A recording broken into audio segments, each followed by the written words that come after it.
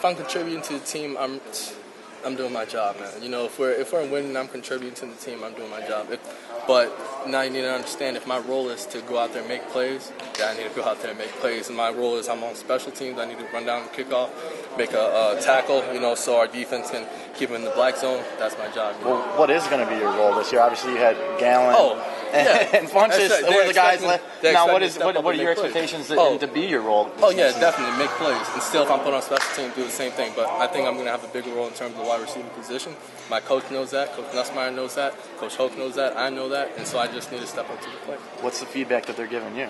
In terms of what's the feedback that Coach Nussmeier's giving you so early on? Oh, I mean, really the assessments come after spring ball when, you know, they kind of got to sit down and look at everything. But I mean, so far, I mean, if there's negative, there's positive, because of course I'm going to make mistakes. I'm a human being. We all make mistakes, especially when you're put in a high intense situation. You know, you got to learn things fast, because that's the way you need to do it, to really see if the player knows what he's doing. You know what I mean? Where do you feel you've made improvements, though? Oh yeah, definitely. I definitely think I've made improvements. Where do you think? Yeah. Oh, what areas?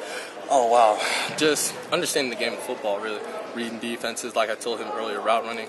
I mean, and then just establishing myself so I can catch the ball, make plays, get upfield, you know, just be a, you know, all-around wide receiver.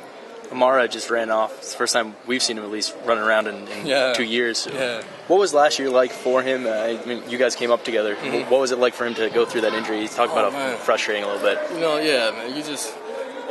Just before I talk about that, just his character, man. Great character guy right there. You know, so I mean, just for him to, you know, go through that injury, you know, I mean, I believe it's on God's plan. He believes it's God's plan. So, and to be honest with you, we're both we're not necessarily happy about it, but now we're both in the same class, you know, because I was redshirted. I got hurt at the beginning of my freshman year, and then but I was redshirted that year, and then now he got hurt, so he was redshirted. So now we're in the same class. So, I mean, we're very close, very frustrated for him, but, you know, we all prayed for him, you know, and most importantly, talking to him, he kept a positive attitude the whole time. So.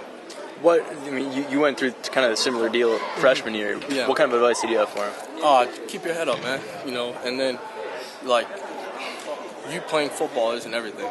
You really got to understand that, because, you know, as student athletes, and especially here an athlete here at the University of Michigan, football, it can consume you. And so if you don't let it consume you, football is a vehicle for what you need to do, and Greg Harden told me that. So you can't just get caught up in, like, I'm just a football player. There's so many things out there on campus you can be, you know, and so I really think that injury, you know, allowed him to kind of expand, you know, himself throughout the campus, throughout the university, because now, you know, he's meeting new people. You obviously have more time on your hands than you like, you know, but, I mean, that's the biggest thing, man, just getting to know more people and expanding.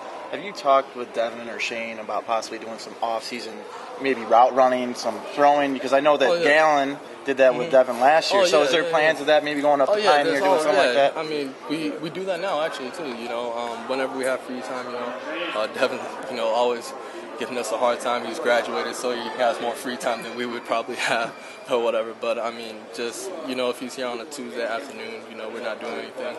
You know, we come in. So how is the timing with Devin? Obviously, he seems like he's going to be the number one guy. Mm-hmm. And are you building that trust with him where he knows when you're going to break? Oh, yeah. I mean, the biggest thing, too, is when you get a new offensive coordinator, things are done, obviously, differently. So timing is different, too. So it really isn't up to Devin about timing. It's more up to Nussmeier and what he wants. He'll relate that to Devin. Then Devin will relate that to us. And so at the end of the day, Nussmeier is, you know, head honcho. So, So much of the production last year was Gallen and Funches. With what you've seen in practice and everybody stepping up, do you feel like it's going to be a little more diverse this year, that there's going to be more rotation and more guys contributing, wide receiver? No, I can only speak for what we've been doing in practice. And I mean, you know, a lot of guys have been doing great jobs in practice. And so in terms of, you know, who's going to step up and make plays, who we're going to throw the ball to, I mean, you don't go in a game saying we're throwing to this person. We're throwing, you know, it's a game, you know. You just feel it out during the game. Audibles are called, plays are made, defense makes plays, offense makes plays. So you can't, you know, forecast, you know, who's going to do this, who's going to have 1,000 yards, you can't do that, you know what I mean? So you just got to go out there and play your hardest for the show.